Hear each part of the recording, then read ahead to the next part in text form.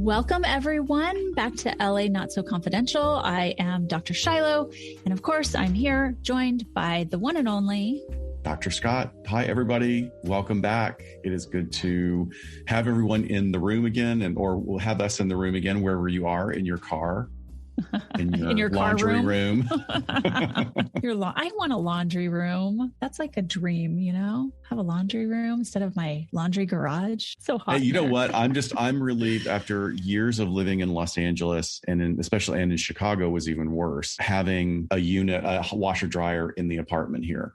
Yeah. Because back in the day, especially in Chicago. Tell us, Uncle Scott. It was so bad. And Chicago would be the middle of winter. Like it would be, 20 below. And I'd be like filling up a duffel bag and putting on wellies and like trudging down like 8 blocks. Oh, it wasn't even in your building. Oh, no. It was a laundromat. Got it. No. Yeah. I was picturing like a creepy basement laundromat, like in Mindhunter, remember the second season, and the cats and the hole in the wall? There's also like a great, terrifying apartment building laundry room basement in the first few scenes of Rosemary's Baby. Like, and it is like, I don't ever want to go in the basement again. Okay. No. Anyway. No. Hey, so what are you watching or listening to these days? I know you up and left me and went to Disneyland yesterday, but I did. It was great. It was really, really great. It was exhausting. I do not have my Disney legs in the way that I used to, but we knocked a lot of stuff out, had some great meals and hung out. It was really cool. Fun. What am I watching? I just finished watching Sophie on Netflix. It is a short, I think, 4 or 5 episode documentary about the brutal, brutal murder of a French national who was living for an extended period in a remote village in Ireland called School. And it's very clear who the murderer is. And it's really pretty much a travesty of justice that the murderer is never brought to justice. But I highly recommend people watch it. It's very easy to watch. The French accents are great. There's good subtitles. I mean, it's not one of those that you can scroll through Facebook while you're watching, because you really do have to read the subtitles. And it's heartbreaking. Like they interview her adult son and her elderly parents. And this woman was just incredibly loved and had some real challenges in her life. And basically the village weirdo killed her. And my God, there just wasn't enough evidence. I haven't even heard of it. Yeah, wow. It just popped up on my feed. So that's what I'm watching, what I'm listening to, was recommended by you. And I cannot believe I did not have this retired FBI agent's podcast.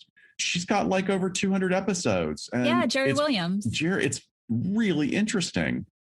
Yeah, she has some great people on, some great topics. And I got introduced to her through Dialogue. Rebecca Sebastian interviewed her, and it was great. So very cool. I just finished today the season finale of Bosch, or not season, the whole series finale. It's now over. Bosch is on Amazon Prime. It's based on Michael Connelly's books. And it's just, you're probably so sick of falling over them every time they're filming outside of your building. You're probably happy that they're done. First of all, let me say, I love that lead actor. I can't remember what his name is, but Titus Welliver. I think he's so interesting. I've never seen the show and I hear it's great. And there are people who are rabid fans. So I'm sure it's good. And it's, what is it, like 7 seasons or something? 7. Yes. Okay. Yes. And let me be very clear. I am so relieved to see filming all over downtown LA. Same. Because it means our economy is back. I look out the window from my 6th floor office and all I see is employment. They've got actors, extras, gaffers, grips, director, like a couple hundred people at a time. All the trailers, the support services. The only thing that gripes my bottom is like, look, we all park in the same parking structure. You don't, it's not like you suddenly turned into this parking structure and now you're driving through a hailstorm in Minnesota. It's just a fucking parking deck. You keep going, you find a parking space, you pull your little jalopy in and let me get by because I'm running 10 minutes late because I stopped at Starbucks and I need to get out to the office. Because you sat in your car and you listened to the rest of a podcast. Yeah. Before you left. Would you just please hurry it up? Yeah, I know. And they're just strolling onto the set. Yeah. So that's really the only thing that pisses me off. So if that's it, I'll deal. Yeah. Bosch is great because just like his books, Los Angeles is just such a character in and of itself. And every location, I'm like, oh, I was there yesterday. Oh, I can see that from my window. Like, it's just, we always talk about that here. Like, that's fun just to have that. It's very cool. Many locations that we went to on our walking tour, Angel's Flight and all that, Financial District, Grand Park, all of that stuff. So, but as far as what I'm listening to, I specifically wanted to talk about this podcast that I stumbled upon, also completely LA centric, is the Los Feliz Murder Mansion podcast. So it's called Los Feliz Murder Mansion podcast. And this filmmaker started out doing research on the famous murder mansion up in the Los Feliz area, that big, beautiful Spanish California style mansion where Dr. Perelson in the late 50s murdered his wife, attempted to murder his daughter, and then died by suicide himself while his other children were sleeping. December, around Christmas time. You've heard all of the urban legends, I'm sure, of the Christmas decorations still being up and people breaking in and people sneaking up to grab a peek because basically it sat vacant for decades. So yeah, the pictures that photographers are taking just through the windows are really creepy. Like it is frozen in time. Yeah. Yeah. So, it's one of those local lore sort of true crime locations here. And this old, beautiful, 1902 home is just on our vintage LA radar here. But so this woman did this podcast. She originally started out going to make a documentary about it, and did the most fantastic research about it from the time the home was built, tracked down every single owner, got all of their history. It's just the most perfect, succinct, yet deep dive podcast I've ever heard. If that makes any sense, it's just like every episode is the perfect length. It goes just deep that you want to hear. And it's great. And I'm going to try and get her on our Get Vocal and see if she wants to come talk about it. I think that's a great idea. It fits well with our LA noir crime history here. So everybody, please listen to it. It's fantastic.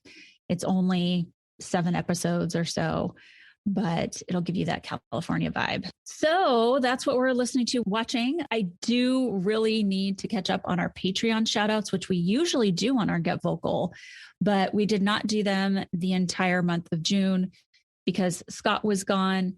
And then for our other episode, we just had to jump in right away. The last one we did on Stolen Valor with all of our guests. So let's just do it here on the regular episode feed. That's great. So it's preserved here for posterity. There you go. So for June, we are so happy and grateful for each and every one of you. We have Kaylin Z, Jessica W, Sarah D, Mary W, Amelia T, Cece, and Melissa C. And that's great. And I wanted to give just my thanks again, which I sound so corny and maudlin when I say this, but I'm just continually blown away that people like offer us this kind of patronage. Support. It's awesome. Yeah. It really actually helps us not have to tap into our salaried money just to be able to keep things going. By doing this, we're able to buy better microphones, and we're able to hire someone to sweeten our sound and actually, help support us going to conferences where we can meet you guys. Sure. So we really appreciate it. And then I also wanted to send a special shout out to someone who made my ears burn in the last week, Michaela V. I hope you're doing well. I know you through Dr. Mike S. He is a great guy, a colleague of mine, a former colleague of mine at my day job.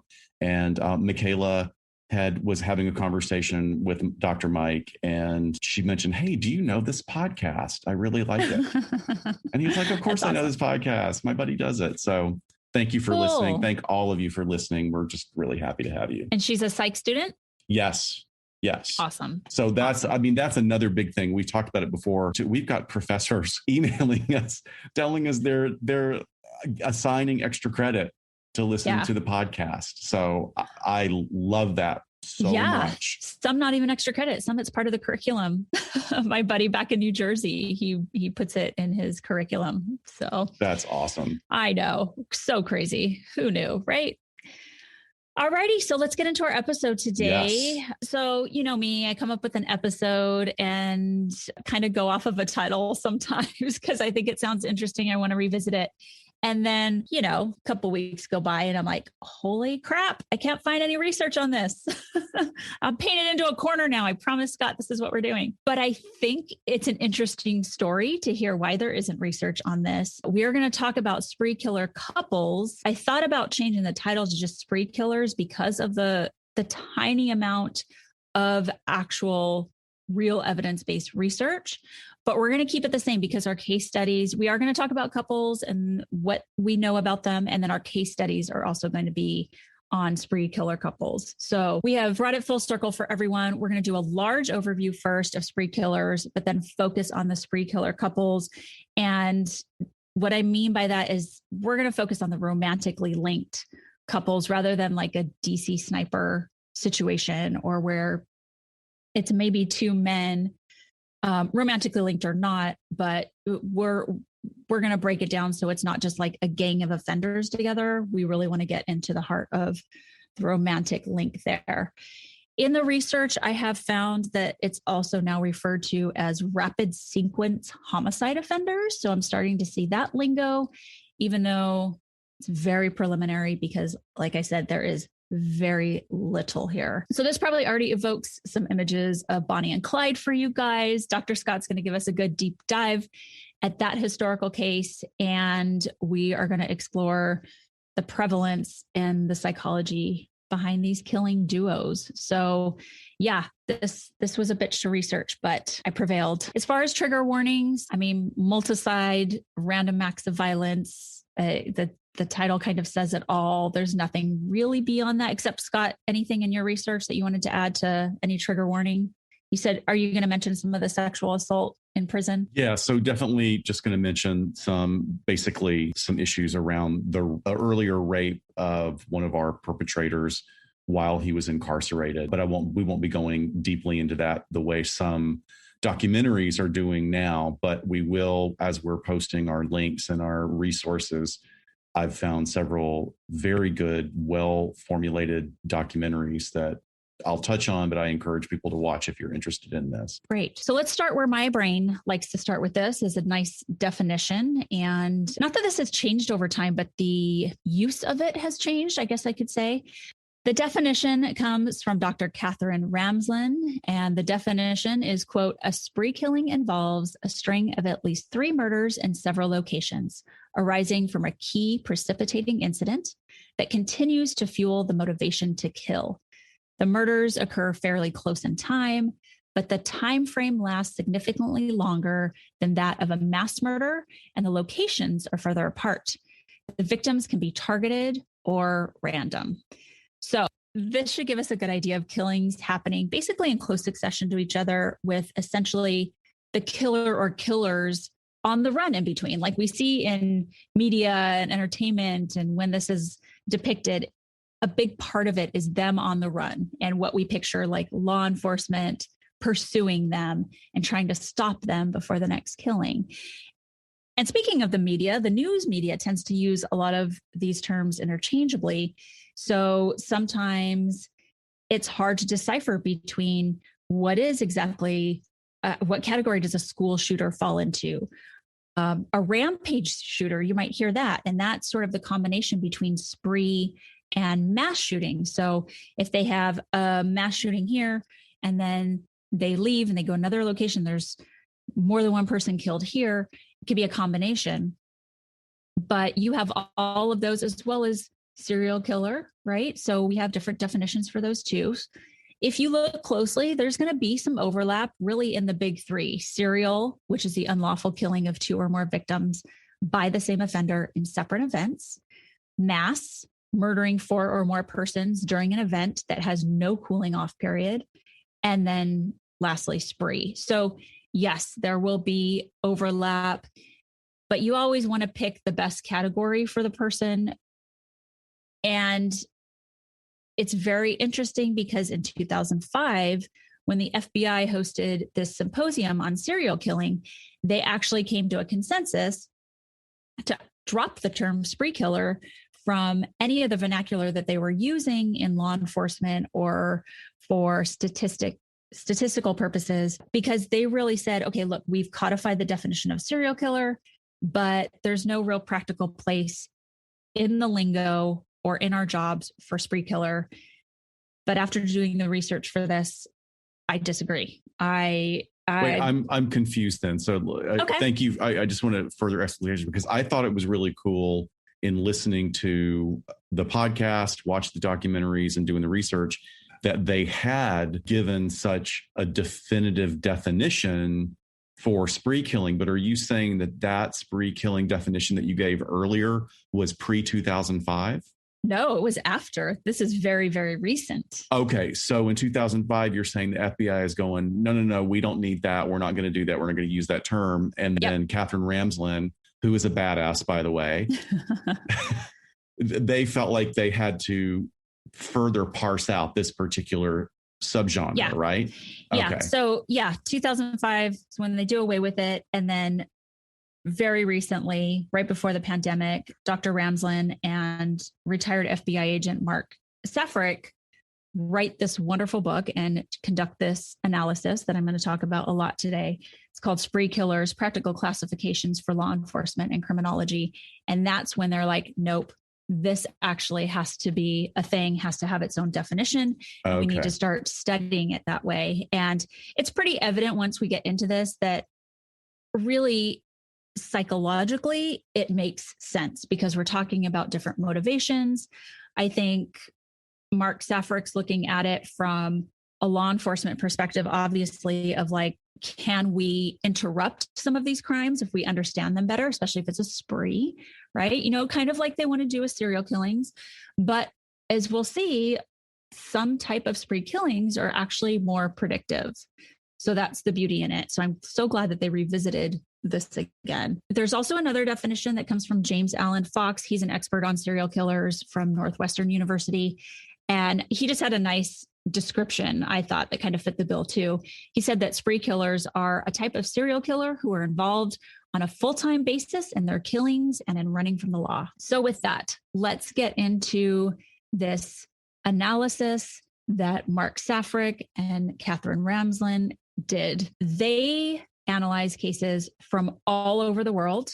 They have over 300 cases in their study, 419 killers spread out among 43 countries. So they took this completely worldwide, every spree killing case that they could get their hands on and broke them down. There weren't even categories or typologies yet until they analyzed all of these cases. Hey, offhand, do you know what because I am not familiar with this book at all. So thank you for jumping on that. What's the time span? Like, what's the earliest example worldwide they were able to find? Great question. So I saw a case as early as 1950 in here, and this came out a year ago. Wow. So all the way up to then. They developed typologies, 5 of them, and some of them have some subcategories to them. So I'm going to go through those, talk about what they are, the differences, and then we're going to explore them a little bit further after we do some case studies. And like I said, there can be overlap even within these categories themselves, but usually one category fits better, and that's what they're going by. The first category is the anger revenge category. And this was actually the biggest category with 30% of their cases fitting here. So these are the people where anger and revenge are the motives. They have their hit list. Law enforcement can be very proactive in these cases. Unfortunately, it might be after one person or there is some action taken to start killing people on this hit list, because you need some indicator at the top unless you just find somebody's list. But usually there is a killing or two where then the dots can start to be connected, and there's many more people on the list in which law enforcement can then intercept the perpetrator and save some lives. So it's the biggest subsection. However, it's also the one where law enforcement can be the most proactive, preventing other killings. Now, in anger and revenge, they break it down into three little subsections. One is targeted. And so this is where the perpetrator is, they know who they're going to kill. They got that list. They are not going to deviate from it. And they're just going to, boom, go down straight through there. Now, do things always go as planned like that? No, of course not. So there's going to be some other cases that don't fit so neat and clean into a targeted list. The next one is target opportunistic. So this is where they may start with specific individuals whom they have a grievance against, or there's some anger or revenge issues with, but then they kill someone else maybe for a different means. Like now they need money. Now they need a car. They need to escape and this person is in their way. So there's sort of this mixed person that gets in the way. So now they have killed both the targeted individual as well as somebody where it was just an opportunity. And then there's the opportunistic random case. So this person has a grievance and they are seeking revenge, or they're angry, and people are just sort of in the wrong place at the wrong time. You know, this plan isn't going very well, and all of a sudden they're deciding to take their anger out on whomever is in front of them, rather than being too specific about an individual. For Mark Safrick and Dr. Ramsland, the case that really got them thinking about examining spree killers is the Scottsdale shootings from 2018. And Scott, I know you'll probably remember this because this is when forensic psychiatrist Stephen Pitt was shot outside of his office. He was the very first victim. And after that, two paralegals at a law office were then killed at a separate location. Valera Sharp and Laura Anderson were the victims in that case. And then very close in time to that, at their location, a psychologist named Marshall Levine was killed. And it really took a family member involved in what had been going on with this perpetrator's background to say, wait a minute, I think that someone is responsible, because all of these businesses are linked, not necessarily the people who were killed, but this forensic psychologist had a piece in one of his court proceedings. These therapists were working with the family, and so on and so on. And it turns out that 56-year-old Dwight Lamont James ends up getting on the radar of law enforcement because his ex-wife's new husband, who was a retired cop, says, I think this is the guy you're looking for. Wow. Even though it wasn't the exact professionals per se that were working on his case. So law enforcement ends up intercepting him, surveilling him, and he dies by suicide. But they find out that he had many more people on his hit list. Wow. So yeah, that's so interesting. I would not have thought of this as being a spree. Why is that? It just seems so organized. Oh, okay. So, but that's good for me to understand the definition more clearly. So, and I think that helps us look at these different categories, because if in your head you were like, spree feels just kind of willy-nilly, you know. That's exactly what I meant. Yeah. So. yeah. But it's really just different locations. You're going and committing these killings, different places, but quite close in time to each other. So okay. Anger, revenge, that's our first one.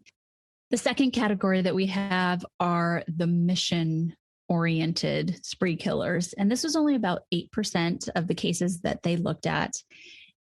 And I think mission, okay, this sounds kind of similar to anger, revenge, or on a mission. They have a list. But this means more that the offender thinks that they have a noble cause. This could be a hate crime. This could be an act of terrorism. This could be incel ideology.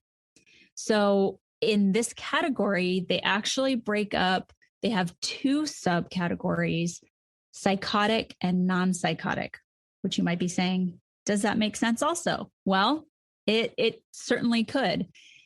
There are people who are mission-oriented that can have false beliefs, to where it's more of a delusional disorder. Actually, schizophrenia is the most common diagnosis they found within this subcategory. So maybe it's what I need to sacrifice people to stop the end of the world. And the killing is part of this false belief. Or maybe there's a command auditory hallucination that's going along with this, where voices are telling them to do these things for certain reasons. So once you look at it that way, it starts to make a little bit more sense. Someone who is non-psychotic, mission-oriented, doesn't have the psychosis or the delusion. Their mission is really clearly articulated. Perhaps they don't have some of those mental health diagnoses that would be associated with psychoticism, but this could be like your Alec Manassian in Toronto. Yes, great example.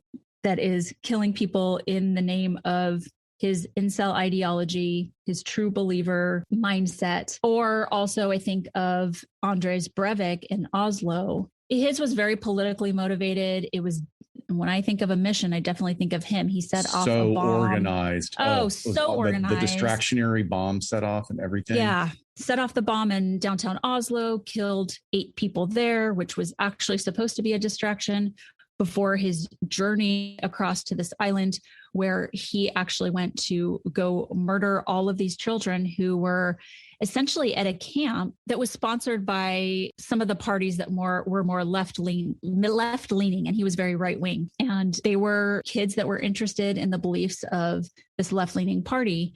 And he went over there dressed as a police officer and just murdered dozens and dozens of people. So you can say this is sort of 2 mass killings, the bombing and then the shooting, the mass shooting. But if you look at it together, it counts as a spree killing. Mission oriented. Then I did want to go back and emphasize the percentage that you were talking about. So in this particular subcategory, it's 8% as opposed to 30%. That's a huge difference. Oh, yeah. In the number. And I think it is a great indicator that we always want to bring around, that psychosis and schizophrenia does not indicate more likelihood for violence at all in any way, shape, or form. It's a very, very low percentage of individuals who are on the psychotic spectrum that actually act out in these violent ways. So that dovetails really well with the known stats on psychosis. Yeah. I mean, if you're looking at only 1 to 2% of the population would even be diagnosed with schizophrenia. And that's a very small amount that would be acting out violently, and then to this degree, for sure. The next category is desperation, and this is also at 8%. And even though we know that people don't snap, is that right, Scott? There's never a snap. There's always an evolution. Definitely. This is a group that might feel closest to that. They really feel like they have nothing to lose because they're at a point, which there was a pathway that they got to that point. There is stuff going on. They're often quite suicidal. And you and I have talked about how there is such a significant overlap with suicidal ideation and homicidal ideation. And a lot of those symptoms are very similar. Or the person can feel both of those things when they are really at the end and feeling the most desperate. This is a desperation category, feeling like there's no other way out, like they are very hopeless.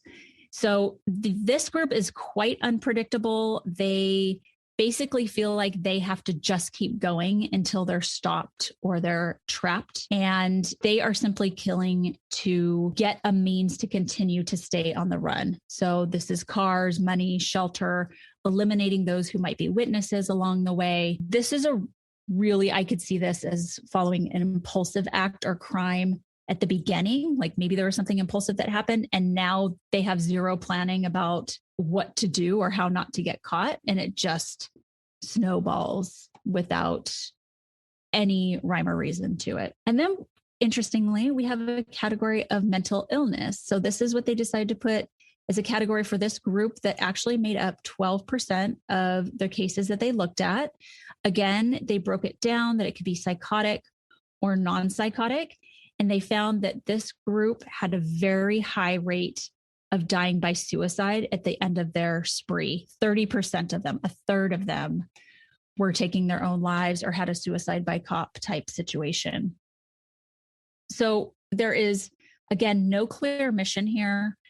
And to separate them out from the mission-oriented group that we did see psychosis with as well, this group can have psychosis, but there is no clear mission to what's going on. The spree killing is, again, very reactive and is linked to some diagnosable and or historical record of mental illness on board with these folks. And then we get to our last category, which is the meat and potatoes of what we're going to talk about today and what we're going to focus on. And this category accounts for 22% of the cases that Safrac and Ramsland looked at, and it's the thrill robbery category. There truly was a little bit of desperation that they saw here.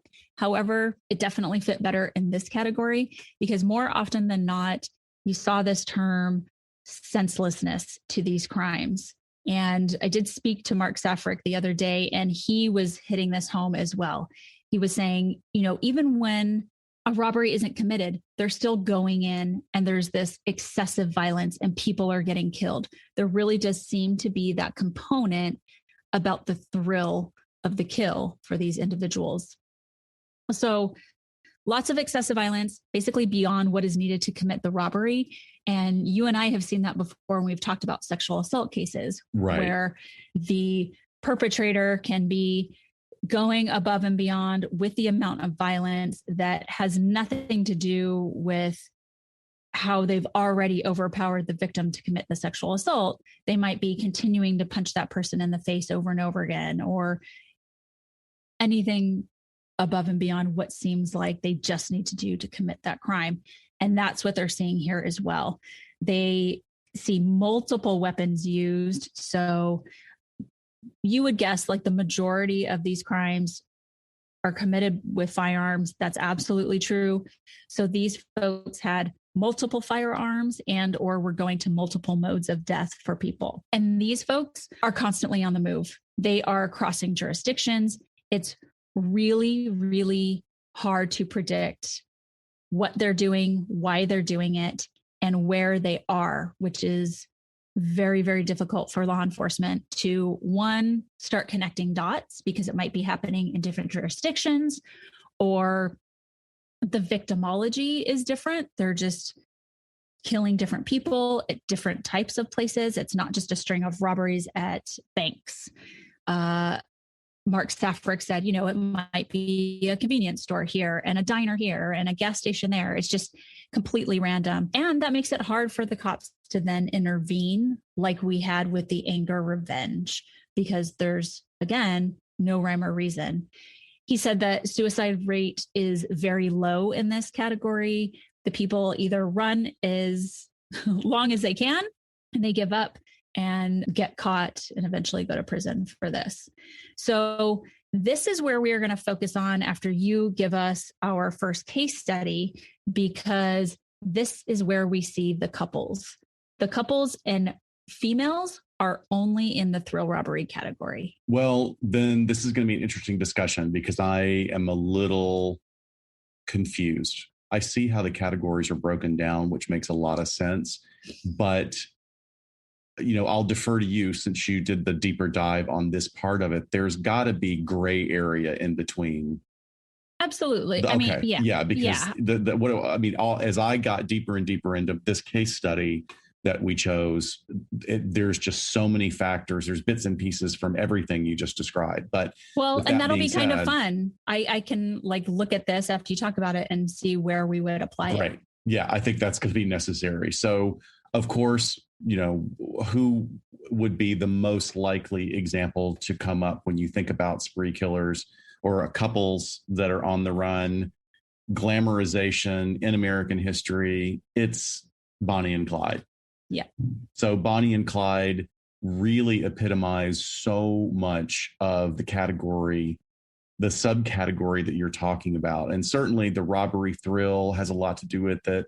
But one of the things that's very clear about the research, and especially the recent research. Like there's been research for, 60 years now, well, more than 60 years, but in recent discoveries of materials, actually most prominently in the last 15 years, there's been some other things come up that really show that Bonnie and Clyde were on a mission, or Clyde was on a mission, and that gets spelled out in a lot of details during this. So we have to paint a picture of America at the time that these crimes occurred in the early 30s. The Depression was occurring.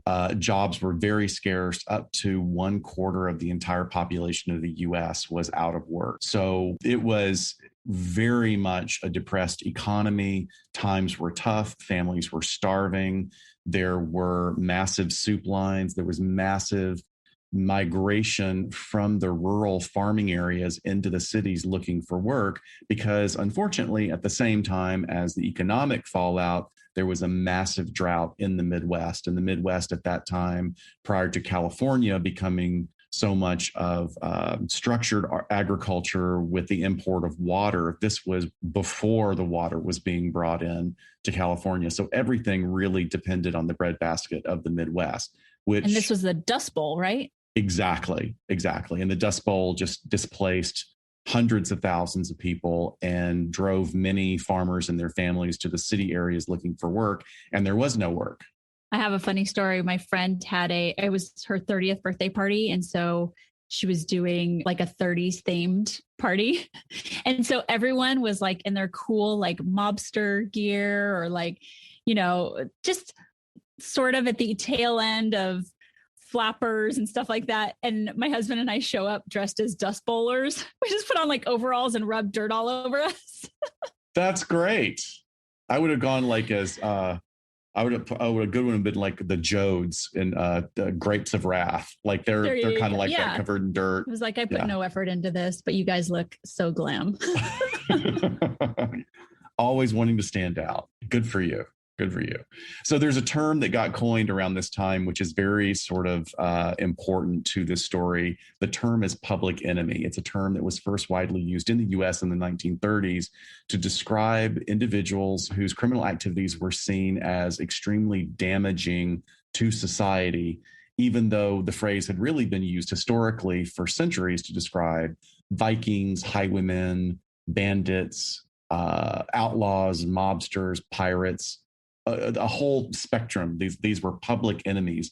The actions they were taking were hurting the public in a spectrum of ways. But in the 30s, it became really drilled down into, especially at the beginning. Remember, on top of everything else, the Dust Bowl and Depression, there was also prohibition, which meant that the illegal activities that were profitable many times were centered on alcohol and illegal substances, which then made crime syndicates become even more powerful. So this attempt to put a template of morality onto individuals' substance use really backfired for the government in a really bad way. And the term public enemy really started to describe, at first, people that were breaking prohibition laws, but then it got changed once the FBI stepped in. So Loesch in 1933 coined the term, or not necessarily coined, as we said, it had been around, but further defined it as the purpose is to keep the publicity light shining on Chicago's most prominent, well-known, and notorious gangsters, to the end that they may be under constant observation by law enforcing authorities and law-abiding citizens. So that's heavy-handed. It's really heavy-handed. It's a little bit 1984, because what he's implying is we need you to snitch, right. Which is not always the greatest thing. I mean, like, certainly reporting criminal activity is important, but, turning neighbor on neighbor is never a good thing. But it further changed beyond what Loesch had intended when the FBI really sort of polished up the term public enemies, and they were wanted criminals and fugitives who were already charged with crimes. And those criminals that were very high profile would include people like John Dillinger, Babyface Nelson, Bonnie and Clyde, Pretty Boy Floyd, Machine Gun Kelly, Alvin Karpis, and Ma Barker. So, they were like suddenly jacking up this term to mean something that was way more intense than what it had previously met. What probably morphed into like the FBI's most wanted, really. Yes. Like yes. folks they were chasing after for crimes that have been committed already. So one of the things that happened about these spree crimes with Bonnie and Clyde, also I guess for the betterment, is that the feds realized, hey, we do not have a system in the US for any kind of communication between local law enforcement agencies. And we need to make sure that the federal agencies can step in and help with that. Unfortunately, the head of the FBI then, J. Edgar Hoover, was not a great guy, clearly. I'm sure there are probably whole podcast series that are done on him and what he did to the country as far as really trampling on civil rights. But maybe the one thing that came from that was good was the establishment of the need for intercommunication between law enforcement agencies. So just going over some basic Bonnie and Clyde facts, it was a 2-year crime spree on their own and in conjunction with other members of a gang that they had formed that included Clyde's own brother. Their crimes were spread across 5 states, but their travels of escape routes and hideouts covered a minimum of 11 known states. They were driving constantly, especially there was a turning point in their crime spree where they became almost like mythical Robin Hood characters because the newspaper coverage started portraying them as such. That made it harder for them to hide. They could no longer stay in hotels or stay in city propers. They were like living this sort of furtive life, living in the car, sleeping in empty campgrounds, that kind of thing. But sort of being like these criminal celebrities at the same time. Very much so. Their crimes included robbing banks, engaging in armed robberies, and really kind of leaving a trail of carnage of murder victims. And what you do see is a progression of more and more collateral damage with people that were not necessarily intended victims. And it does seem like, as you listen to this story or go into the research, that there was a point at which Clyde just sort of said, fuck it. And he literally did in many of the recounts and the interviews with relatives that were alive up until the mid 90s, that he just got desperate and always, even from childhoods, had sort of this idea of, I'm going to do what I want to do. Not necessarily like conduct disorder, although he was engaging in criminal activities, but there was somewhat of a hopeless, nihilistic edge to him that may very well have to do with the economic depression that was occurring at the time. His own family was one of those multi-children family. I think there were 5 siblings, and they had been displaced from their family farm and moved into the suburbs of Dallas, into a very, very low income area that they were forced to basically sleep in a tent for a long time as they got established. Well, and I think that that stage where you said he was basically like, fuck it, and then all in after that, anything goes sort of, is really important to look at in the psychology of this, because when, I primarily work as a cognitive behavioral therapist, and when I'm working with folks in terms of problematic behaviors that they don't want to do anymore, we look at chain of events, and there's always that last stage before you decide to do that thing is called the giving up stage. But my alternative term for that is the fuck it stage. You're just like, I'm done. I've already did this. So I'm just going to cross the bridge of no return. And that gives us some insight here. So I love how you're framing that. And I want to be careful and make sure that our listeners understand that there is a positive connotation to that as well as a negative connotation. So clearly, when we're talking about criminality, this is not a good thing when somebody is past the point of no return, because they've basically gone to KFC and gotten their fuck it bucket and they're ready to go. But in terms of when in cognitive behavioral therapy, there is that point where things actually get done when a person has reached sort of the end of their rope of other coping skills that aren't working anymore. Yeah, it's like that rock bottom, and then they can start you climbing back up out of that pit. Right. I did not coin the term fuck it bucket. That is David Sedaris's brother. Oh, okay. The Rooster. He's known as the Rooster. And I'm like, is that on the secret menu? Because I've never seen it. It should be. It should be. That would really increase their sales. Gangster movies became very popular during this time also. It was glamorizing crime because it was very escapist for the audiences that were experiencing the Depression, movies became one of the only really actually affordable forms of entertainment, with large theaters and low prices, or at least moderate prices, where people could go and watch films. And a lot of the, like Edward G. Robinson and other sort of crime lords that were portrayed by actors in these movies, they were clearly psychopaths. They were not good people, but it was glamorized because they were the ones that had money. They always had suits. They had the finery in life. So, of course, the audience is sort of like, well, I want to live that. I want to have that kind of luxury. And interestingly enough, another sort of big shift in the culture of the US is that these movies were all generated during a time called pre-code. There was no code as to what was allowed in a movie versus what wasn't. So there was actually a bit of nudity. There are some very scandalous things that were done back in the silent days. And this was really sort of the hammer gets dropped by the federal government going, no, you're not going to be doing this anymore. And it instituted this sort of board of censorship and rankings and ratings where they would say, no, you can't do this. You can't have blood portrayed on a scene. You can't, if someone gets killed by violence, you can't see this particular part of the crime. You can see this part, and then you can see afterwards, but you can't see in the middle, that sort of thing. So they were trying to kind of stem the flow of glamorization of crime that was portrayed in gangster movies.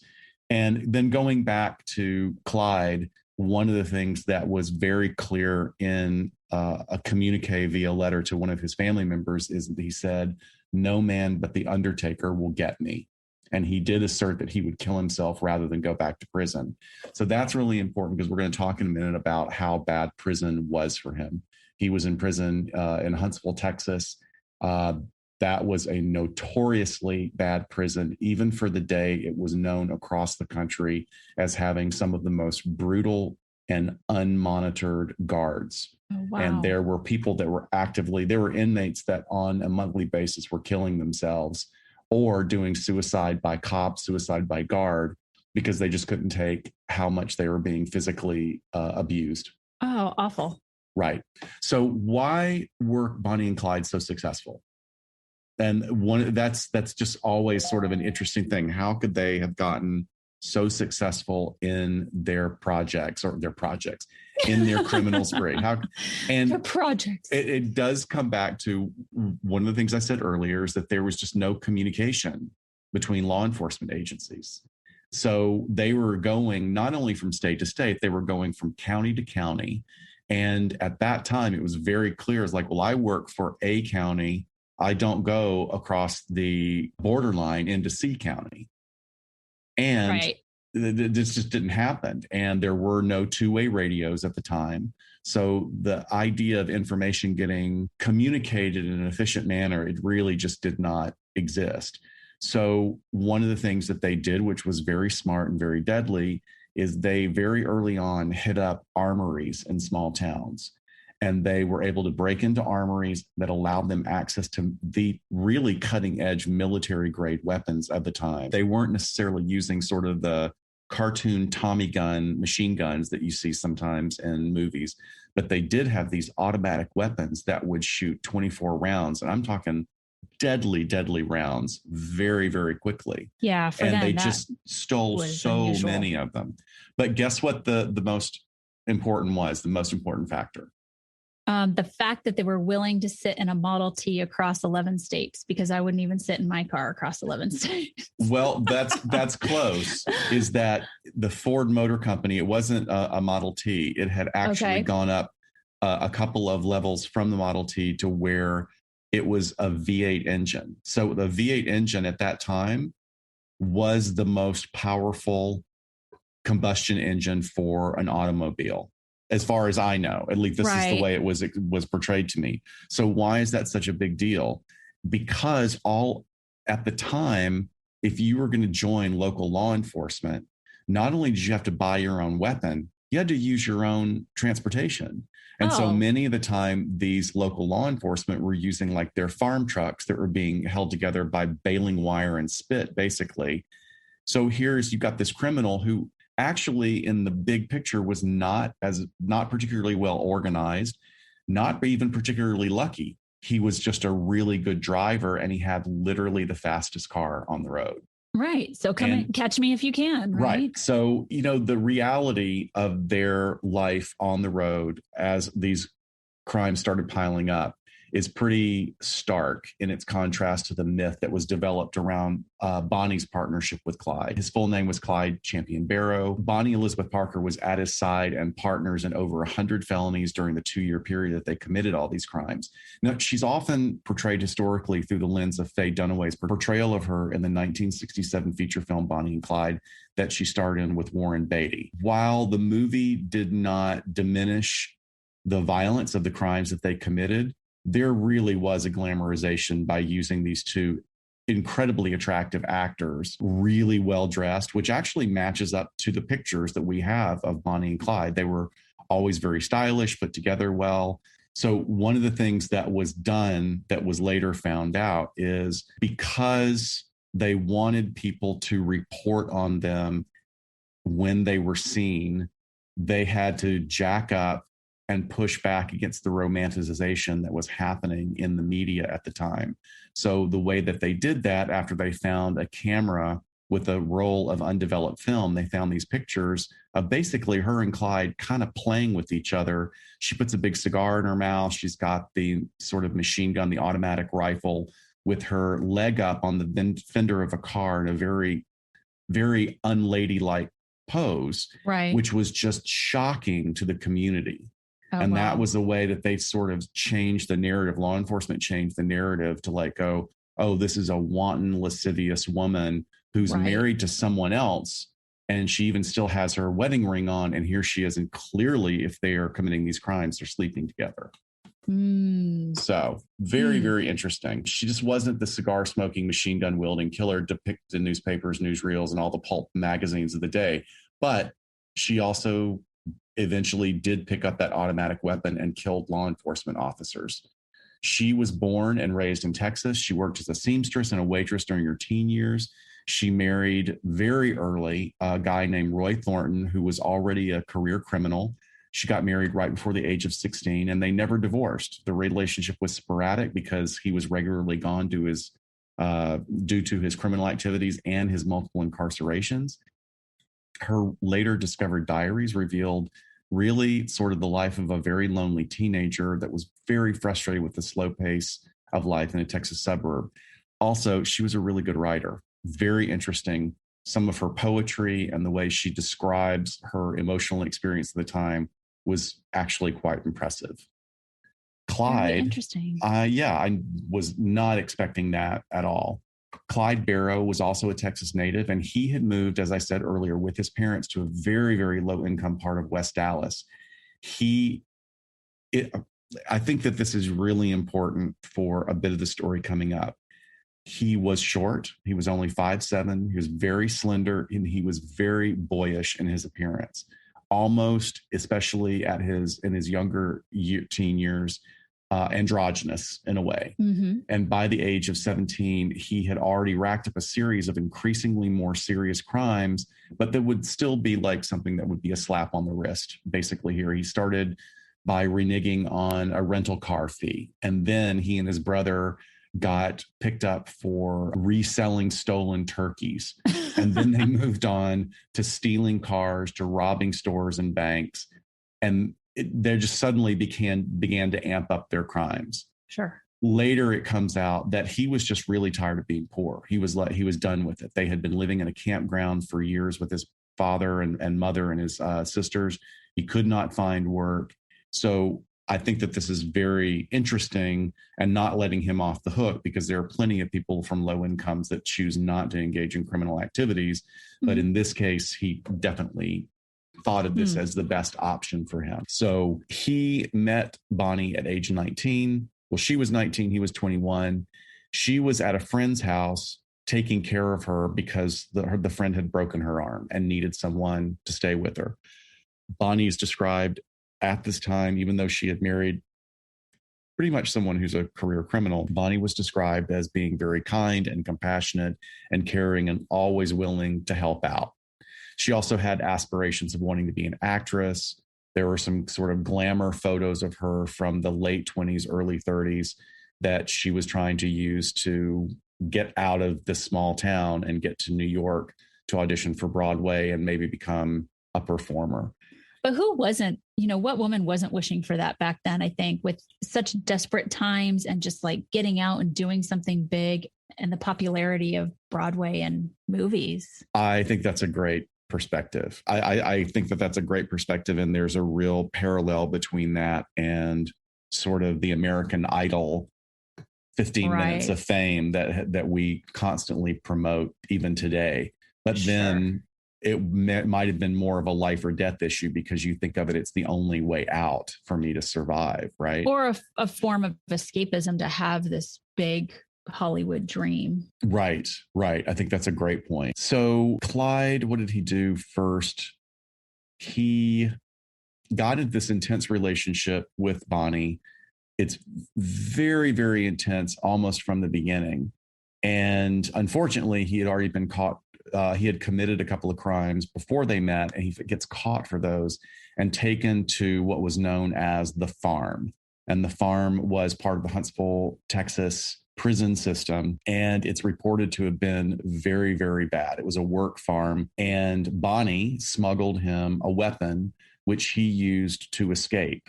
And he escaped successfully, but then he was recaptured. Here in the story is something that is really important that I think has a huge effect on who he is. He gets savagely and repeatedly raped by one of the other inmates at the prison. And this inmate was known for victimizing people that were smaller than him. So like I was saying earlier, here's this young man who is very boyish looking, very slender, not really presenting as being able to take care of himself. However, what he is able to do is he's able to find a pipe and he beats the guy to death. Whoa. And then a lifer, another inmate who knew that he was never getting out, insisted that he was the one who killed the assailant and it wasn't Clyde. Interesting. What's that about? Well, I don't know. Maybe correctional psychologist, Dr. Scott. Look, you do form relationships in prison. You form, it's a different type of relationship than you would have on the outside. And there is sort of, there is honor among thieves at some points, maybe not so much now as there used to be. I mean, I remember working in California State Prison, working with former gang members that were maybe in their mid 50s, and they would shake their heads and say, the kids today, the gangsters don't have any rules. When I was in the gang, we had rules. It was no kids, no women. If you were going to take somebody out, it had to meet this, and this criteria. It had to go through 5 different levels of approval. Yeah. Now it's just these guys are young guns and they're hot shots and they won't think at all. And also and this guy that I was talking to, his perspective on it also was just the amount of drugs that are being used now, as opposed to what was allowed to be used when he was active. So, yeah. So this could have been basically a lifer saying, well, at least you have a chance. You're going to get out. I'll just take the rap for you. I think that might've been it. We probably won't know unless there's somebody that has managed to track down more information, because this is a myth of American legend. It really is. True. It's a very notorious 3-crime couple, and a lot has been written about them. There are historians that focus just specifically on their crimes and have updated their books as more information has come out.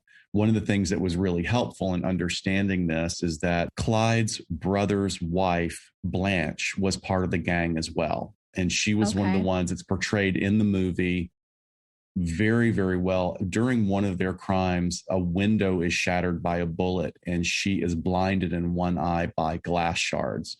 So she's taken into custody. She is basically almost tortured by law enforcement at the time because she had been involved in a couple of murders as well, or at least been there. So of course, law enforcement is like, these are cop killers. We need to find out everything we can. She gives as much information as she's got, which is not a lot.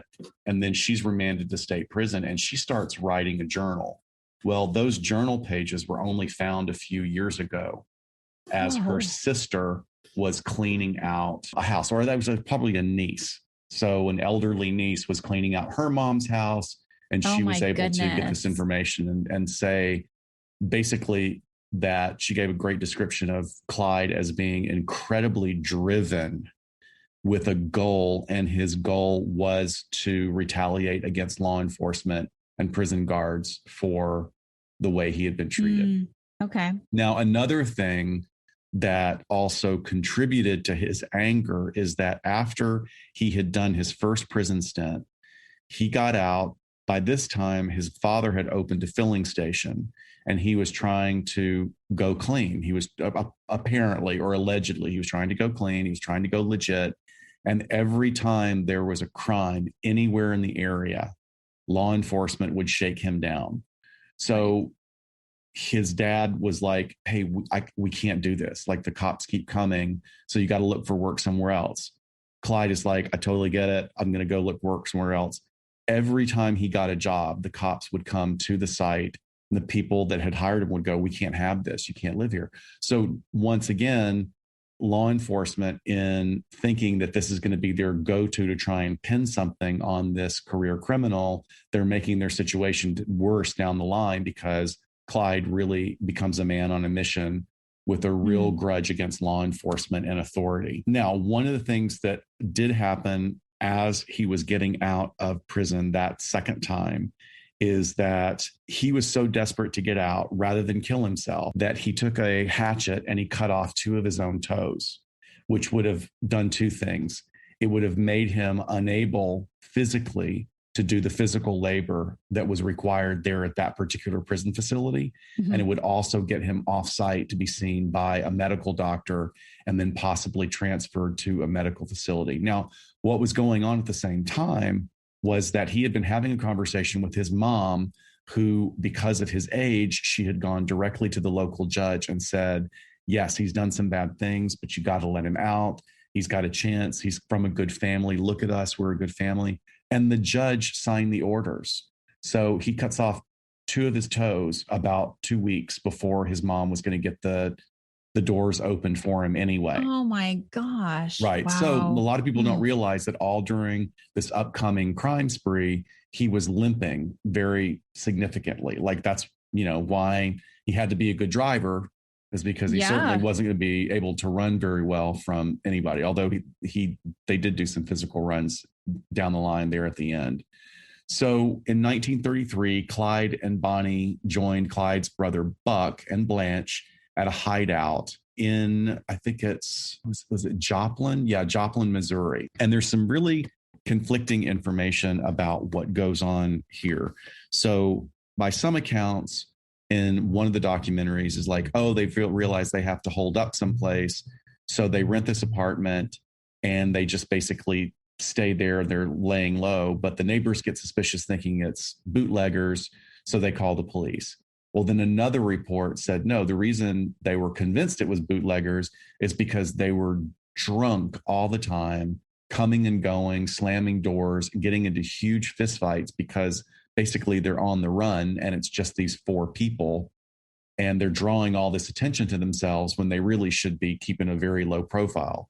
So unfortunately, what happens is that a bunch of cops show up thinking that they're going to be investigating whether or not there's bootlegging going on. Clyde thinks they're onto us, and they basically just mow down all of the cops. They've turned the corner as far as being all in. Like, there is no turning back, even though they had already killed some innocent people. They killed an elderly shopkeeper that Clyde knew, just to be able to get a handful of money and take off.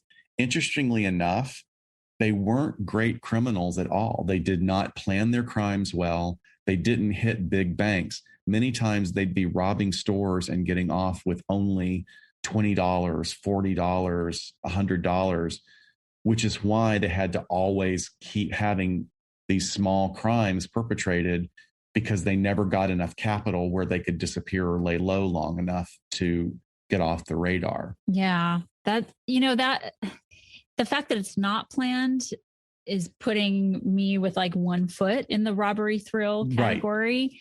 Because that does seem to be a piece of it. I mean, I get his grievance and his mindset. It doesn't feel like enough of, say, like an ideology, perhaps. Right. No, I think that's a great observation.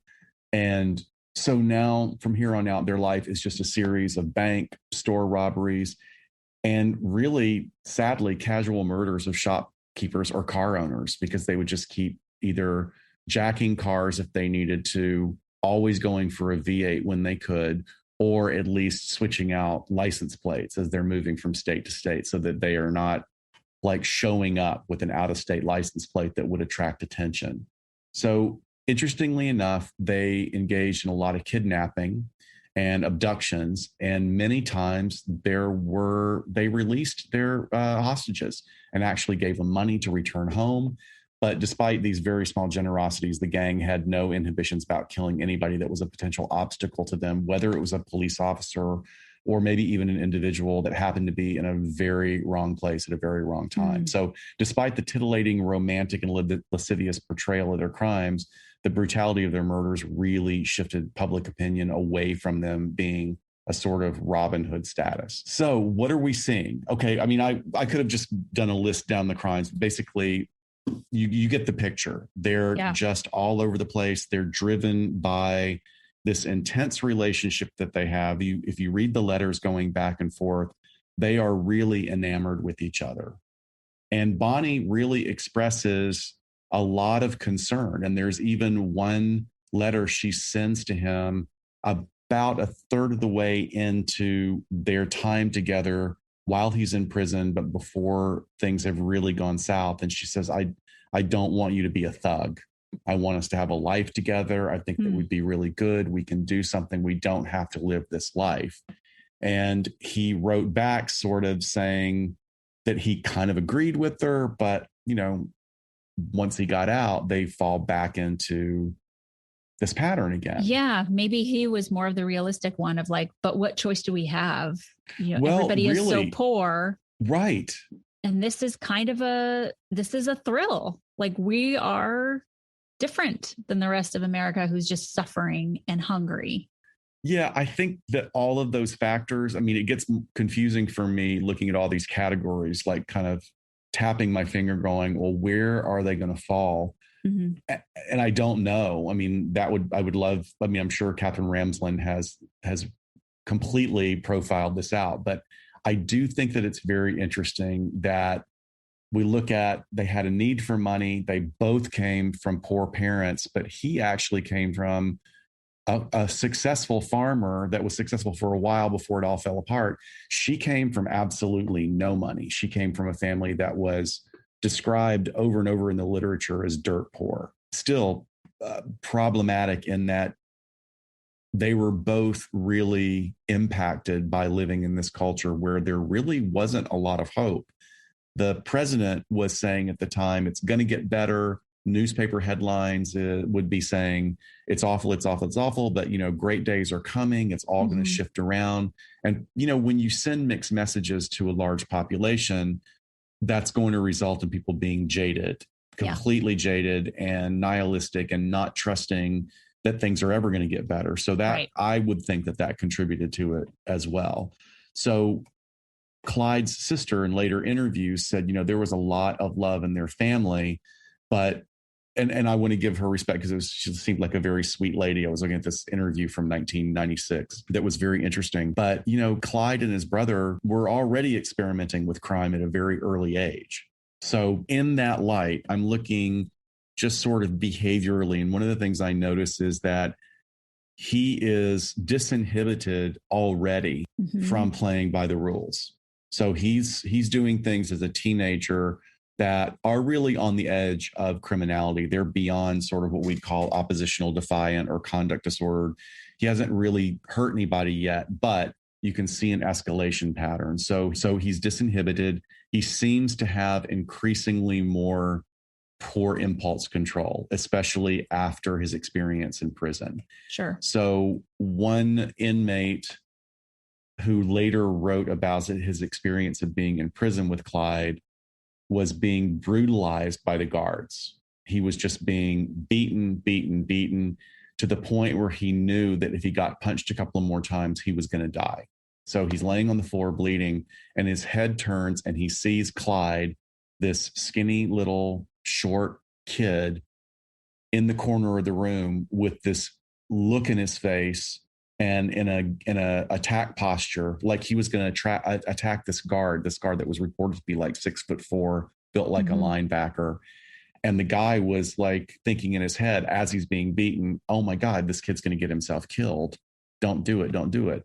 But interesting, what he did was he got the attention of the guard, and the guard turned around and got distracted and said, what, you want some of this, kid? I'll wipe the floor with you. Although the guard did not take any action against Clyde in that moment, the inmate who wrote this said he saved my life.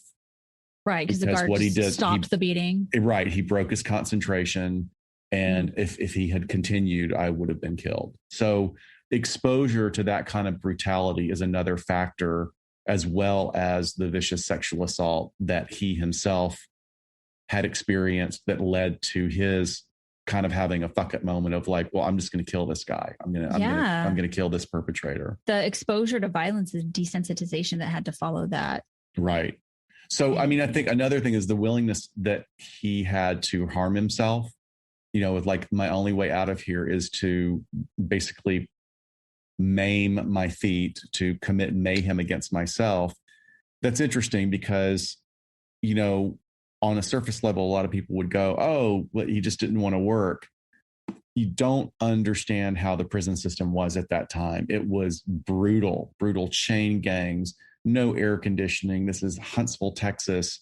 It was not good at all. And there was no standard for what prisons were supposed to be like at that time. Right. A lot of criminality. I mean, as there is today, a lot of criminal activities going on within the prison. But really, according to John Neal Phillips, who's one of the primary biographers of Bonnie and Clyde, he said that his life goal was really not to gain fame or fortune from robbing banks, but clearly just to seek revenge against the Texas prison system for the abuses that he suffered while serving time there. And that's a quote from him. Now, also, it was known because he was said this in letters, that when he got out of prison the second time, his main goal was to put together a gang that would then go back to the prison and kill the guards. See, that would have pushed me back over to mission. Like if that was just the mission, and then that was it. And what if you can't do that? So if you can't fulfill the mission in that way, where are you going to affect or displace all of that rage, right? Right, because it doesn't make any sense. This cop that comes to bust you for what they think is like, something prohibition related, and you just mow them down. That has nothing to do with the Texas prison system. So it's completely displaced. But that, I'm glad you said that, because that makes sense. There was a plan at one time, and it's all horrible. Thank goodness that didn't come to fruition. But to me, that would have been very mission oriented. So add to that this next bit of information from author Jeff Gwynne. He wrote a book in 2009 called Go Down Together, The True Untold Story of Bonnie and Clyde. He asserts that almost from the beginning of their criminal spree, the two just absolutely accepted the inevitability of violent deaths. So look, if that's true, this piques me clinically. And I mean, it's accepting a brief, bleak future of violence and eventual death. It's going to further disinhibit any moral objection to committing the crimes. Sure. So there's no what we call future orientation. There's no planning for the future. There's no thinking anymore about consequences. Like, I've already accepted how it's going to be. There's going to be collateral damage. And we accept that this is our life and our existence. I mean, interestingly enough, that's one of the things when you're assessing for someone who may be potentially of harm to themselves, you always want to look at, do they have a future orientation? Do they have something to live for? Do they have hope in their life? Is there something that motivates them, inspires them to get past this period? Clearly, according to what Jeff Gwynne is saying, none of that existed at this point for them. Well, but also we haven't even talked about brain development. I mean, we're talking about people in their late teens, early 20s. Yeah. So, the future orientation part, it sounds like towards the end when she was like, hey, maybe we could have a life together. She was at least starting to think that way. And do you see like how he just sort of shut that down and got back onto this path that you're talking about right now?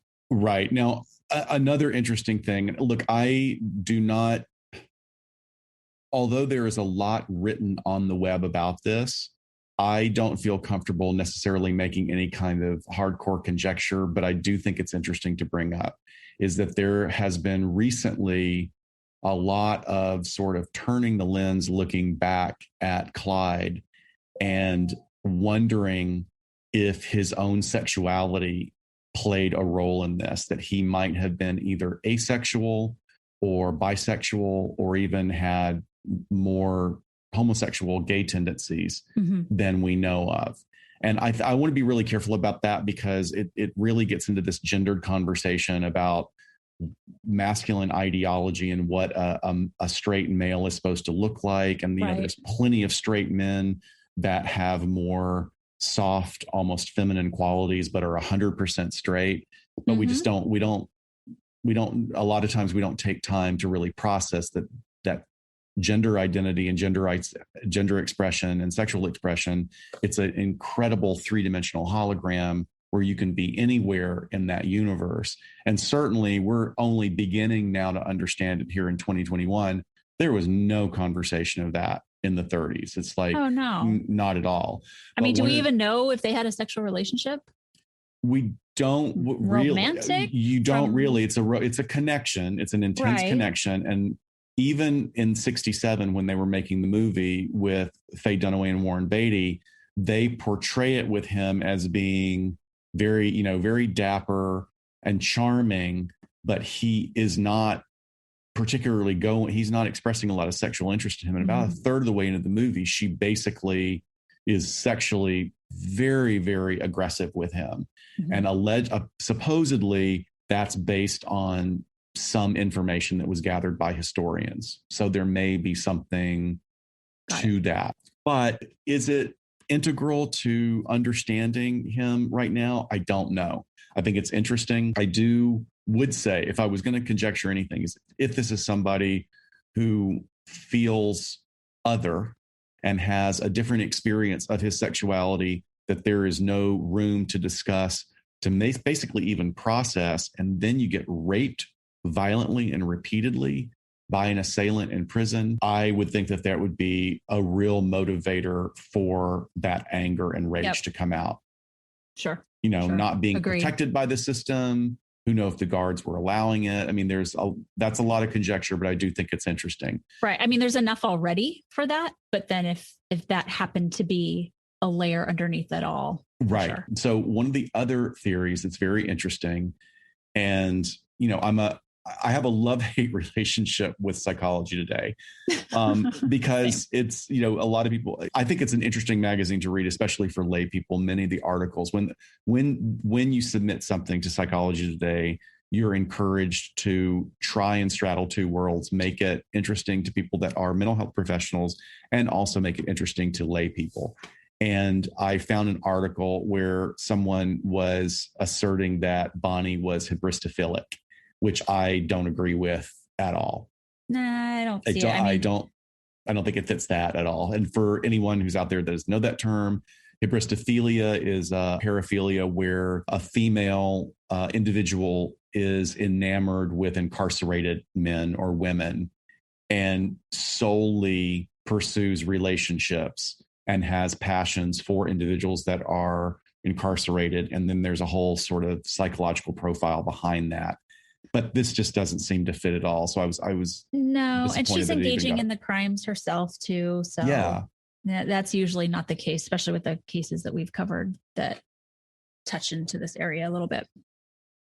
So, I think that wrapping it up without, sort of just listing the crimes, I mean, that sort of almost seems secondary. It was a number of crimes, a number of murders that increased over this 2-year period with an ever sense of growing desperation. I think going back to the idea foundationally that each of them came from economically depressed backgrounds for different reasons, that Bonnie saw herself as having potential to do something else that got her out of this dry Texas town where she was never going to have a future. She was retreating into these fantasies of being a poet, a writer, a performer on Broadway. And even her mom was quoted as being really concerned about her ever growing passion for Clyde and escapism in her relationship with him. So not Very the dynamic. greatest combination, and it doesn't seem to be like some of the criminal pairs that we see in other situations where there's a clearly dominant personality versus a more passive personality. One of the things that is described about Clyde on a consistent basis is that he is described as being a control freak, that he was the planner, although clearly in some ways not a very good planner. He's only like 21, 22 years old. So how much can he actually know? But very much in control, told people how things were going to be, and dominated his brother in that way, who was older than him. And there's no way that a spree killing couple or gang would get away with it for 2 years today. I mean, we talked about all the obstacles for law enforcement back then. And, I don't know what the other time lengths were, but I know that with the study that I've been focusing on, they said that, around 20% of the cases that they looked at, the spree lasts 2 hours or less. So to think of something 2 years, it's such an interesting snapshot for the 1930s and what was happening. There was another thing too, one of the, I would encourage people to go watch the free stuff on YouTube. One of the prominent documentaries is actually from either A&E or the History Channel from 1996. And on one hand, it was a great springboard for me when I was starting to gather information. On another hand, it's like, wow, documentaries have come a long way since this being done for television. It's got this sort of guy who's talking like this. And he sounds like he's been smoking 2 packs of Marlboros for about 30 years, but he's almost sing-songy and smarmy in the way he's describing their crimes. And then there's like this kind of rinky-dink 1930s slightly country music playing in the background. And I mean, some of the interviews that they had were amazing because that was in the early 90s. Yeah. And many of these people were still alive. So they were still able to interview family members and get some really good interview material. But I was like, oh God, this guy's voice is annoying the fuck out of me. Well, it's like all like true crime shows back then, your City Confidentials and City Confidential. Like that. I did love that one. I mean, yeah. I know. But that, like you said, that swarmy, like way in which they're talking about it. I totally picture that. Well, thank you for that. Certainly a dynamic couple with a lot going on. Yeah. One more point. I'm so sorry. This was something about that documentary that kind of pissed me off. Is that, and this, because of this is an older documentary, one of the things that they kept saying was how incompetent the police were. And they kept using the term incompetent, but then would say, oh, well, there's no way for them to communicate. There's no way for this. And then they have to drive their own trucks, they have to buy their own ammo, they have to buy their own guns. And I was going, well, why are you calling them incompetent? It's a broken, inefficient, undeveloped It's a resource issue. Right. Like, don't call them incompetent, because the way they caught them was that one member of their gang, a younger guy who basically they took under their wing almost as like a little brother. Mm-hmm. I was almost like a sort of a mentor, rebel without a cause type relationship, like almost like a Sal Mineo type character. And this kid came from basically one day he had no shoes and no food to the next day wearing a 3-piece suit and having an automatic weapon in his hand because he was hanging with them. Yep. But he made a deal with law enforcement. He got his family in on it to lure basically Bonnie and Clyde to a certain area of Louisiana. And the police set up like a really good sting on the one road into town. They put the old man's truck up and like kind of put this fake obstacle. So as they slowed down, well, I will say this, they didn't even make any attempt to take them into custody. They mowed them down. And the crime scene photos are actually quite shocking. They're all over the web. But she was hit by bullets so many times that her body basically was sort of in pieces. Yeah. That had to be sort of scooped together to put on a gurney. Do you know where the Bonnie and Clyde death car is? It is at the Reagan Library right now, isn't it? Isn't it in a traveling exhibition? It has been at, and it's supposed to be here until 2022, but it's at Whiskey Pete's Casino at State Line. What? Yes. So if you guys are driving to CrimeCon from LA to Vegas next year, you can stop at Whiskey Pete's, and that's where the death car is. Wow. Okay. It's like this rinky-dink casino at the border between California and Nevada. And it's like got one casino on one side and one on the other side. And then it's like, another half hour to Vegas from there. And isn't there like a roller coaster that kind of goes above the freeway and stuff like that? Yeah. So I don't know. Might have to stop. I might have to. Yeah. The Reagan Library sounded so regal compared to Whiskey Pete's. Well, the Reagan Library, not for many reasons, not a particularly favorite president of mine, but it is an amazing, amazing presidential library here in Simi Valley, which is in Southern California. And they have the Air Force One and Air Force Two built into the side of the mountain in a huge, like, sort of glassed-in museum aviation thing, and a bunch of different really great exhibits. And then there's also space where other exhibits come through. So there was like a Disney costume exhibit several years ago. I'm like, well, I'll drive up to that asshole's library and I'll make the trek for Disney. I'll make the trip. So I thought there was some kind of true crime thing that was going in there. There's some other exhibit coming through soon. So anyway, check on that. I want to see that. If you're thinking about starting a podcast, let us tell you about Anchor. First off, it's free, and you can record and edit your show through your computer or phone, or import your show from whatever recording software you already use. Anchor will then distribute your show for you so it can be heard on Apple Podcasts, Spotify, or wherever you listen. And probably the best part, you can start making money with no minimum listenership. It's everything you need to start a podcast from start to finish in one place, and it was a super easy switch for us. Download the free Anchor app or go to anchor.fm to get started. That's anchor.fm. I was able to find actually a pretty recent research article, a 2019 study published in the Journal of Criminal Psychology that compared, what did I call it before? Oh, rapid sequence homicide offenders. They use that terminology, basically spree killers, and serial murders. So it was the only one, and it's only a couple years old, that I was able to find that actually took these two different groups and sort of compared them against each other. I just thought it was interesting that they found that they are similar in more ways than not, in the sense that they often kill their victims using a singular method. They have limited mobility, kill a number of victims, both known to them and stranger to them, and are both supremely motivated by what they call domestic anger. But it mirrors the study that I've been talking about, and the majority of them are looking at this anger revenge category.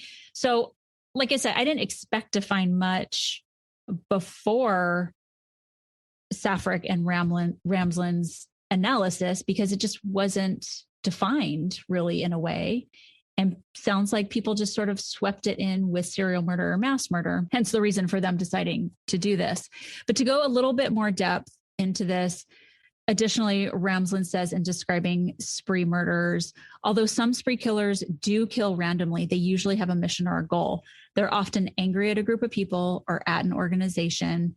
The earliest acts, like the first shootings, those can assist with tracking them, but then things can kind of get off course. So I'm thinking back to Bonnie and Clyde with this, and,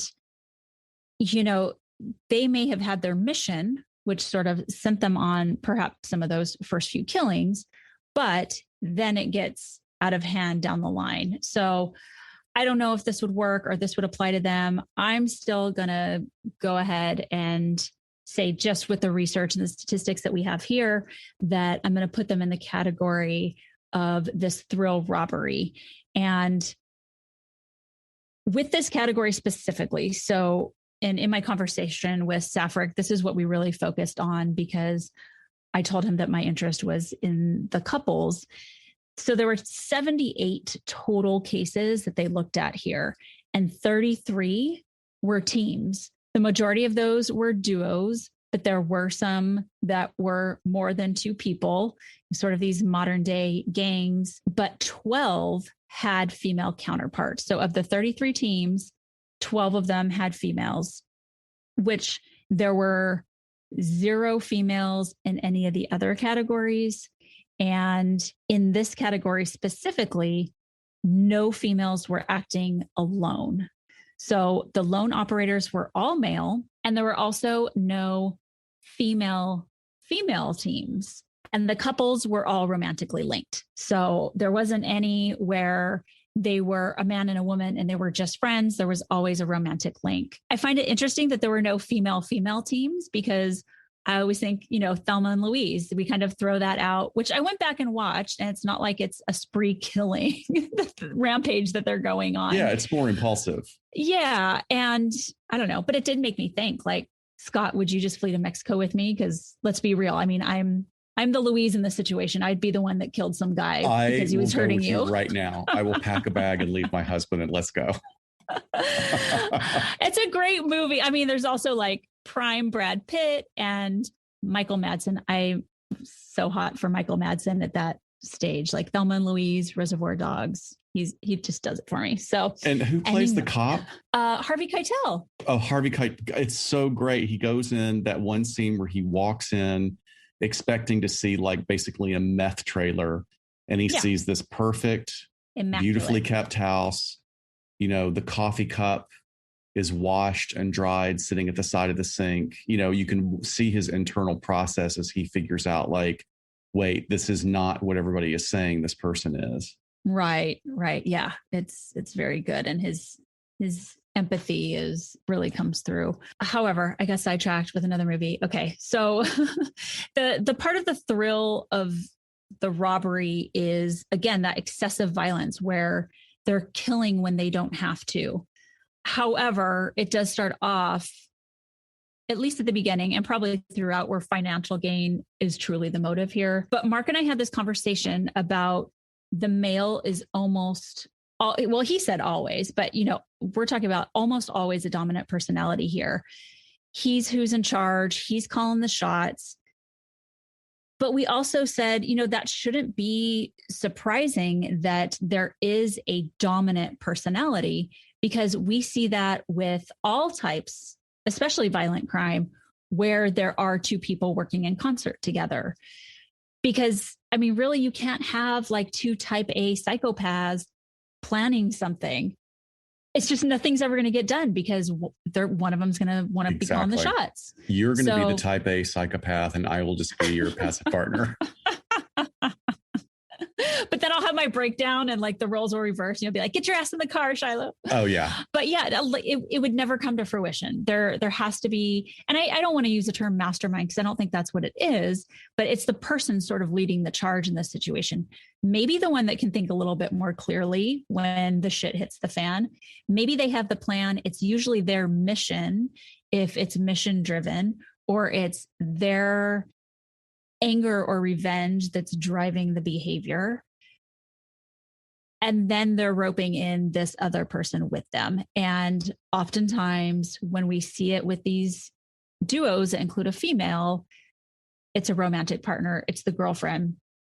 And these go on, the robbery thrill cases go on longer than the others. It's over periods of weeks and months. The victimology is very random. Like I said before, they span different jurisdictions, counties, state lines, all of that. But I went through the book and I looked at all the cases that had women involved, and there wasn't a lot of rhyme or reason necessarily when you start breaking it down that far, but just all sorts of elements to these crimes. I mean, just such a wide variety. There were partners that engaged in robbery and thrill where there was also sexual assaults happening to victims. There were white supremacist duos that were basically on these hate crime sprees. Sometimes there was a lot of group mentality when it was part of, sort of these gangs or posses where there were 3 or more people and 1 or 2 females. That was very rare case. That was like 1 or 2 sprinkled in there. And sometimes the girlfriend is just the one that has the means. Like, she's got the car. So guess what? We're going to go rob this bank. and it's sort of off and running from there. So it is still very loosey-goosey. There's not a lot of planning to it. But I think it's interesting how this is, and probably hearkening back to Bonnie and Clyde and the glamorization of it back then, but how it's played up so much in movies. And the piece that draws you in, right, is going to be the humanity, the couple. Why would a couple do this? But there's the love piece too. Anyway, I wanted to talk about a more current case study. This just happened in May of this year. Wow. And this is the crime spree of Adrienne Simpson. She's a 33-year-old female, and Tyler Terry, he's a 26-year-old male. So Adrienne and Tyler had been seeing each other for about 3 years, despite the fact that they were in other relationships. Adrienne was married to another man, and then Tyler was involved in a relationship with a man who presented as female online. I'll talk about that a little bit more. We get some information from his friends. But essentially, this starts May 2nd in York, South Carolina. They murder Tyler's partner, Thomas Hardin. So, like I said, he identified as a woman online mostly. Friends confirmed that he still went by Thomas. He didn't have a preferred pronoun, but if you look up pictures, he's dressed as a woman. And then later that same day, they allegedly murder Adrienne's husband, Eugene Simpson, in Chester County, South Carolina, and then hide his body. His body ends up being missing for a while. And I'm saying allegedly because this is still fresh. This is still going through the court system. And then later that same day, we're still talking about May 2nd, they're at a Taco Bell and they shoot into a car, and the victim does not die, but has life-threatening injuries. And then a second man is also shot in the vicinity. So they go on to very quickly evolve from killing their partners, two people that they know, to random people at a Taco Bell. And then later that day, they commit a home invasion robbery, shooting at the victims. One dies, one flees, but survives. So this is a lot. They are definitely all in at this point. So little less than 2 weeks later, on May 15th, they go on another shooting spree. They shoot at a man 10 times who's sitting in his car. And then they're now charged with shooting at a husband and a wife who were sitting in their car. And this was in St. Louis, Missouri now, St. Louis County, Missouri. They're driving around about 10 p.m. They shoot into this car with this couple, and the wife, Barbara Goodkin, she was killed. Her husband survives because he has his cell phone in his shirt pocket, and that took the impact of the round instead of hitting him in the chest. He's injured, but he's able to drive them both to the hospital. Unfortunately, his wife dies from her injuries. And then that same night, nearly an hour and a half later, they're driving along in a parking lot, and they come along Dr. Sergei Zakharev, who's walking to his car, and they kill and rob him. And he was a very talented spine surgeon and anesthesiologist who had immigrated from Belarus to do his schooling and his practice here in the United States. 2 days later, May 17th, the police track them down, and the chase is on at this point. It's over 100 miles per hour. Adrienne is behind the wheel. She's driving. And during the pursuit, Tyler is leaning out the window, shooting back at police. He strikes 3 of their vehicles.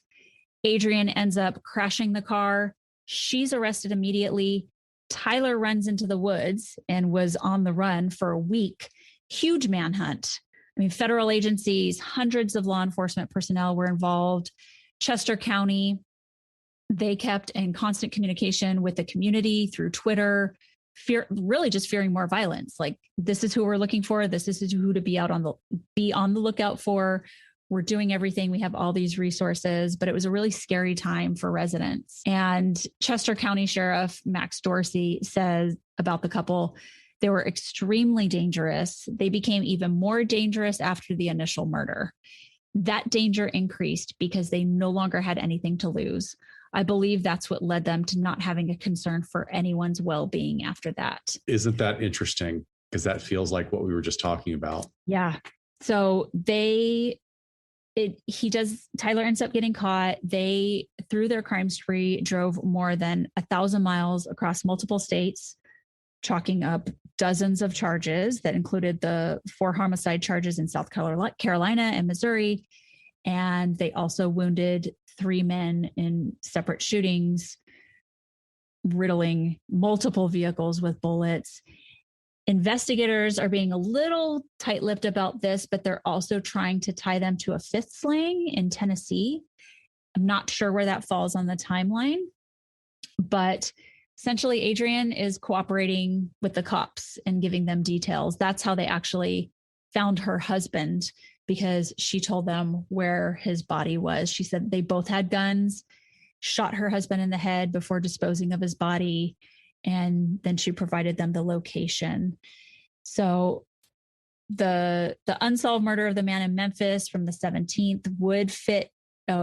So he was found on the 17th, even though we don't know in the timeline when he was killed, but police are still looking into that with the multiple jurisdictions. So a year ago, just a little background history, it's on record that Tyler had a warrant out for his arrest for beating Adrian. There was a domestic violence report taken. In her mugshots after they were arrested after the chase, she has black eyes, but people were sort of speculating, does that mean that he was violent with her along this crime spree? But that could have been from the car accident. So like that, there's speculation, but I guess it'll all come out later how much of a dominant personality he was in this and what her part was. But it sounds like she had quite a bit of culpability when she's admitting to both going to where her husband is and them both having guns. The Chester County Sheriff went on to say, I can't pinpoint one motive that kind of sews all this up in one big box. It appears that they were opportunists. They reacted violently and in the worst kind of way to achieve their goals that they had at any given time. So this happens. I don't remember this. I don't remember this at all. This is crazy. Yeah, it is. It really is. So this still happens. This isn't just in the 1930s. But I think it's rare to see a couple in this modern day and age, really going a couple of weeks. But it really seemed to be 2 days, but multiple locations on all of those days. So it really fits the bill for spree. Even though you might say, okay, there's kind of this weird 2-week cooling off period in between, it definitely fits enough. So the other media depictions out there, of course, comes to mind for me is Natural Born Killers.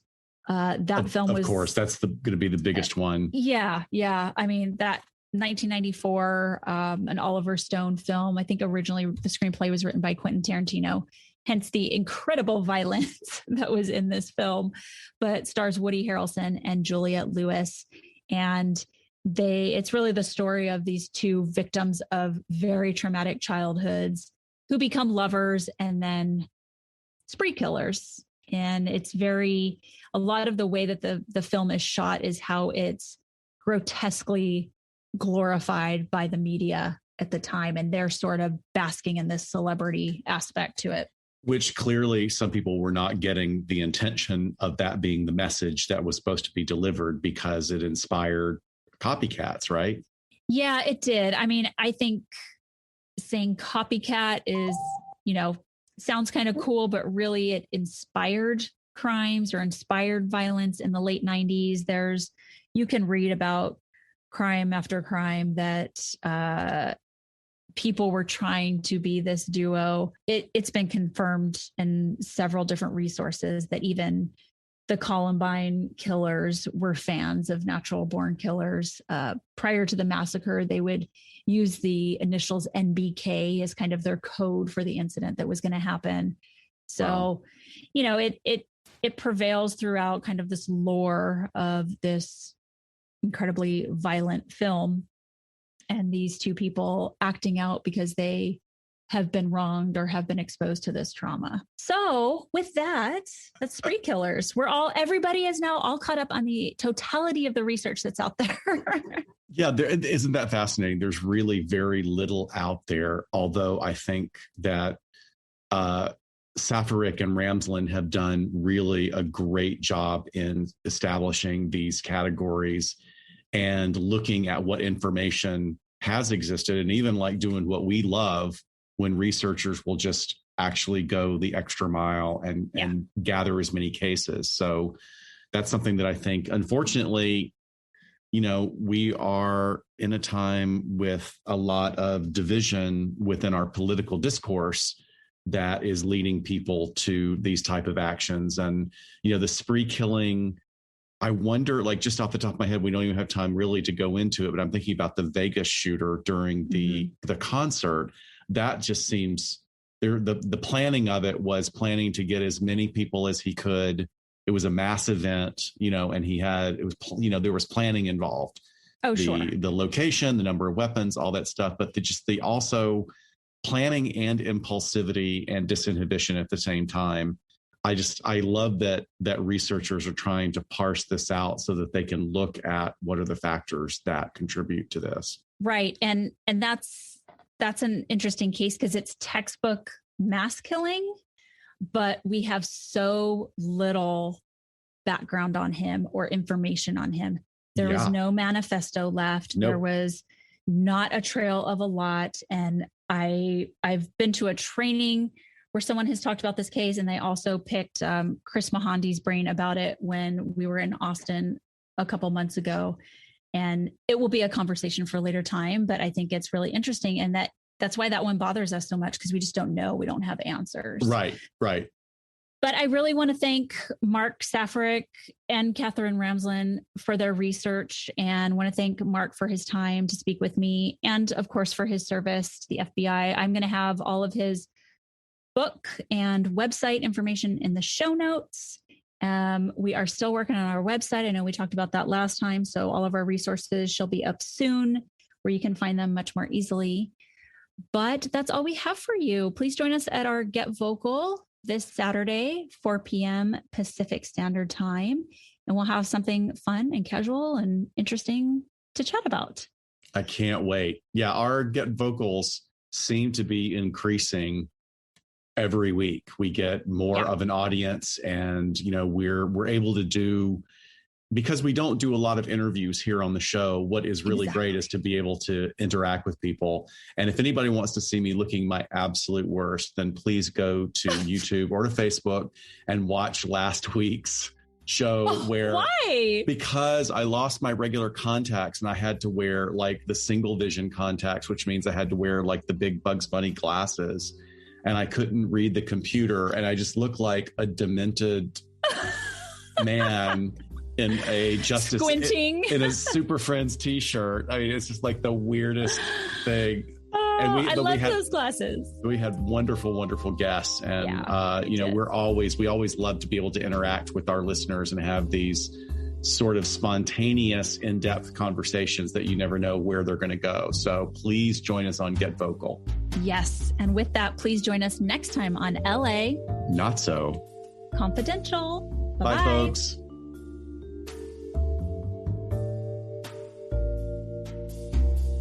We sincerely thank you for spending some time with us today. LA Not So Confidential is part of the Crawlspace Media Network, and each episode is hosted, produced, and edited by Dr. Scott and Dr. Shiloh.